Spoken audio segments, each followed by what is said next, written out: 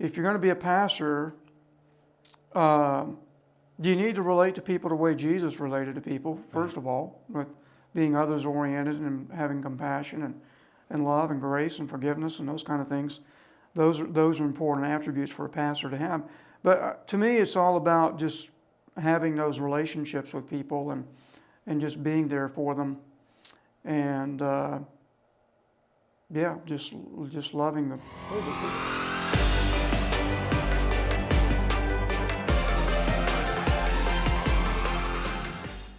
Today is Friday, September 15th. The forecast is for 88 degrees today, Wes. It's a beautiful day. It is, yes. And I fully expect at some point today you are going to load up your BMW Z convertible and head to either Starbucks or McMinimans, walk in with a stack of books and study the Word. That just sounds like what you would do today. Well, partially right. My Z3, I'm actually not driving it right now because it needs some work done on it. But oh, that's so sad. 88 degrees and you're not riding with the top down. Yes, but I sometime today I will be doing some studying, whether it's at Starbucks or wherever. But yes. Yeah. And that's kind of how we met. Yes. I mean, I kept noticing this guy who had a bunch of Bibles on his table at Starbucks, and we had up a conversation, just talked about the fact that both of us were pastoring in the city. That's right, You're the pastor of Kalama Baptist Church. That's correct. And how long have you been there? Well, in December it'll be 36 years. So Jeez, I thought I was 35 years. Had some longevity behind me. 36 years. Well, my friend Joe Martin up at Toledo First Baptist Church, I think he's been there a little over 40 years. So in our group of Southern Baptist churches in this area, I kind of have the second longest tenure. Which is really rare. Yeah. For any church, not just a Baptist church, but Yes. any church. I think the average right now stay at a church is 5 to 7 years, and we're way beyond that. Yes. And thankfully, it used to be a lot less than that. I mean, it used to be a lot less than that, but I think, churches are beginning to see, how important it is to have, pastoral tenure is an important factor, in church health and church growth and those kind of things. Yeah. So let's start. Tell me a little bit about the church that you pastor. What's the congregation like? Basically, we have quite a few retired folks. Mm-hmm. We've been getting some younger families here recently, which is great because you kind of need to have that if you're going to keep going, right? Yeah. But and some middle-aged people.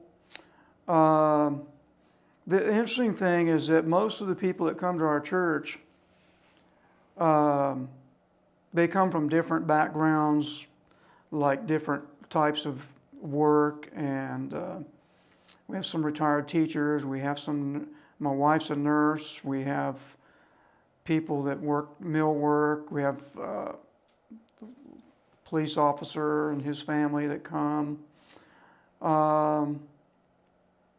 So it's kind of a... Are they a reflection of the city of Kalama? I would think so, yes. Yeah. Yeah, Kalama's not really a very diverse community. Right. But we do have some diversity, in our church. We have Hispanic family. We have one gentleman that with his family that are Pacific Islanders that come, and so I believe it is, and I get what you're saying, because a church really, if it's reaching the community, the demographics are going to be similar to that in the community that that surrounds the church, and I think that is important. Yeah. Well, especially, Kalama's a city of about 3,000 people, thereabouts, and it's growing. It's changing. I mean, Yes. I think if you were especially a part of the community, an active part of the community 10 years ago, you would say, "Oh, we're not even the same group of people. This has changed dramatically." Mm-hmm. Right? Am I right about that? Because it seems like a lot has changed. If nothing else, in the fact that Portland and Vancouver are spreading northward. I'm on the school board, and we're also thinking about how we're going to address that as well. So, because we just put 2 new schools in Kalama, a new elementary and a new middle school, but we got to think about what the impact would be of, let's say, if that apartment complex averages just 1.5 children. That's a lot of kids. That's what, 450 kids, Yeah. right? Yeah, and we were just talking about that this morning. Right now, Longview schools are full. Yeah. Like if you move into the community, Yes. there is no room for your child in the Longview Public Schools, which is an astounding thought. Yes. When you're a community that really wants to grow, and That's right. when you want to take care of the people that are here. Kalama, I mean, like that's a whole nother school that we're talking about. Yeah, it is. You know, and also as far as the churches are concerned as well. You know, Yeah. churches need to be, you know, ready for that as well, in terms of just reaching out to new people in the community and making sure you have, you know,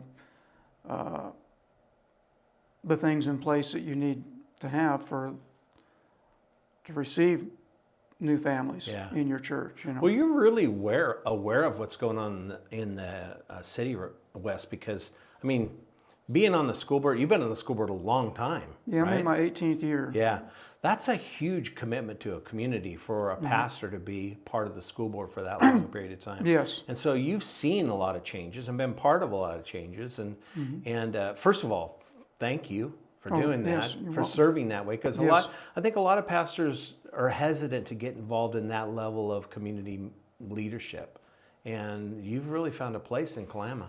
Yes, I have my kids all, which is pretty rare for a pastor's children to all go through the same school district. Yeah. You know, their whole time from kindergarten to Yeah, mine did the same. through high school. You know, and that was a real blessing because they didn't have to. We weren't moving every few years and where they have to make new friends and all that. They enjoyed that part of it. My church has been very supportive of me being. I should say the church I serve. It's not my church. It's the church I serve as a pastor. But they've been supportive of me being on the school board as well. And I'm actually up for re-election this year. So, but anyway, no, and I'm pretty well known in the community.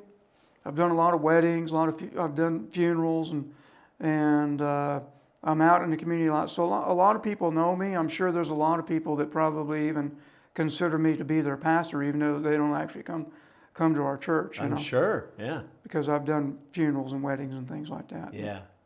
What's the thing that you're really passionate about when it comes to pastoring a group of people? I mean, I was reading this morning, Proverbs chapter 27, verse 23. A shepherd should pay close attention to the faces of his flock. Yes. And hold close to his heart the condition of those he cares for. Yes. Well, it's describing a pastor's heart. That's a pastor, yeah. A pastor's heart, and that's, of course, our model for being a pastor is who? Jesus himself, Right. the good shepherd, right? So a pastor is an under shepherd of the great shepherd. The good shepherd, the great shepherd, and the chief shepherd, right? So pastors are, the word pastor is the word poimen, which means a shepherd. So every pastor is an under shepherd of the chief shepherd. And so if you're going to be a pastor, you need to relate to people the way Jesus related to people, first of all, with being others oriented and having compassion and love and grace and forgiveness and those kind of things. Those are important attributes for a pastor to have. But to me, it's all about just having those relationships with people and just being there for them, and just loving them. Well, if you think about what Jesus did, he didn't set up a dictatorship. He said, "Come, follow me." That's right. And he went places and did things, and the people that were around him watched him, That's right. learned from him, and then began to do the things that he did. That's right. As followers of Jesus. And so Exactly. I think being both pastors of smaller churches, I think we're at a huge advantage in being able to really know the people that are part of our congregation and walk with them and allow them to get close to us and walk with us too, don't you? I agree. And I think that is one of the benefits of being a part of I mean, if you really value wanting to know the pastor and get to know the pastor, and the pastor knowing you, like knowing you by name, and maybe even remembering, things about your family and even extended family, and that there's more of a personal care, personal concern there that you may not get, for instance, in a mega church where the pastor is, not that he's not a great pastor, but he just can't relate to everybody in the church on that same level, Kind of more of CEO than a CEO, and there's other staff people, and of course they use small groups where they use a lot of small groups where people get that more personal interaction in small groups than they would like in the larger congregation. But so it does make it more personal, more personable, and that like yesterday morning I drove down to Sunnyside because I had a lady that was going to be going into surgery, so I met with her and had prayer with her before she went into the surgery. And yesterday evening I took one of our men out to dinner for his birthday because he's a single guy. He doesn't have any family to celebrate his birthday with him, right? So I took him out to dinner for his birthday, and so little I think just little things like that make a difference so that people feel loved and people feel cared for because they are. Well, if you think back about when you started pastoring, yes, is this what you thought it was going to be like when you imagined being a pastor of a local church? Is this now that you've been doing it for quite a while, is this what you thought it would be like? Any surprises? Not really, because my home church was kind of a smaller church, and so it's not really that surprising to me. I think each pastor has different strengths and different weaknesses, and so you have to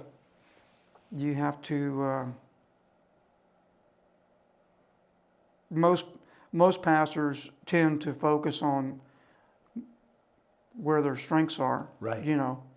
And like I'm administration is not one of my strengths, so I tend to not focus on that too much. But which in a single staff church you do need to focus on it. But I'm out there, with people, and then of course I have to spend a lot of study time during the week if I want to give people something worth hearing on Sunday morning. And that's right? important to you. I know it is. You have to be ready for that. You have to be prepared for that, and you can't. You just have to be. Give them a meal. That's good for them. And that's important for you. I know. I think I value that. Yeah. You Exactly. want to be a good teacher. Yes. Yeah. And that's really. That's kind of what I think my main, other than being a pastor, and is being a teacher. Yeah. And of course those go together because Paul said when he was there in Ephesians 4, when he was describing the gifts to the church, he said, in some pastors and teachers, right? Which the two go together in that context. The pastors and teachers are referring to the same position in the church. And so that a pastor, in addition to being shepherds, right, they have to be teachers. And even when Jesus was reinstating Peter, right? And he says, first of all, he says what? Shepherd my sheep. Yeah. And then he says, feed them. So there's two different functions that are being referred to in that passage. That Peter was to be not just a shepherd, but he was also to be someone that fed the sheep. And that was so. That's another good passage for understanding the role of a pastor in a church, I think, because Peter Peter, in that same passage where he refers to Jesus as the chief shepherd, he also is addressing, the under shepherds, of which he was one. Yeah. In that same passage there, I think it's in 1 Peter chapter 5, the beginning of 1 Peter chapter 5, where he talks about that. And then the other one I was thinking about was when Paul addresses the elders of the house churches from Ephesus when he was about to go back to Jerusalem, and he was at Miletus, when he addressed, they're all gathered there, and he's kind of giving them his kind of farewell address, and he says to them, shepherd the flock of God over which he has placed you as overseers. Yeah. Right? Yeah. And that it is, it's important. Well, one of the things I think is important, if you really want to be a good teacher, I think you have to stay teachable. I mean, Oh yeah, teachability is an important one. It seems like you are wanting to grow yourself as much as you're wanting to help other people grow. And so I think that's a key, really an important key to being a pastor and a leader in a congregation is you got to want to grow just as much as you want them to grow. And so you're continually pushing things a little bit for yourself and wanting to learn more and understand more so it communicates well. And that's important too. What you're saying is important because as a pastor, you can't just, all your study time can't be in view of, the next Bible study or the next sermon. Yeah. You have to be involved in, there's a term that I like in 1 Corinthians Acts 18:5 when Paul was in Corinth. And it says, in verse 5, it says he was occupied with the word. And I like that because, a pastor, you have to be occupied with the word for your own growth, right? For your own growth, but then also as you're preparing for the next Bible study or the next sermon, which is that prep is like constant. Yeah, yeah. It's kind of like, you're first of all, if you're working like I prefer to do, I prefer to like work through a book of the Bible or do a character study or do a series on a theme in the Bible, so I kind of know from week to week where I'm going to go, so I'm not scrambling, halfway through the week, not knowing what I'm going to preach on the next Sunday. I kind of have an idea, but you still have to do the studying preparation for that. But for me, I usually take Mondays off. Yeah. But from Tuesday through Saturday, I'm focusing on getting ready for the next sermon, the next Bible study. Yeah. That's And I know that's true because I've seen you do that. I've seen you at work at the different places when we run into each other. And I just want to tell you, Wes, thank you. Thank you for serving that church. Well, thank you for being faithful to be a shepherd in the flock over the flock of God and in the flock of God. Thank you for letting people get to know you, opening the door for them to get to know you personally and allowing you in that way. I think you're a great pastor, and I just want to say thank you for sticking with it for as long as you have, and still staying passionate about the things that are most important about pastoring a church. Well, I appreciate that word of that's encouraging to hear that. So thank you so much. Yeah.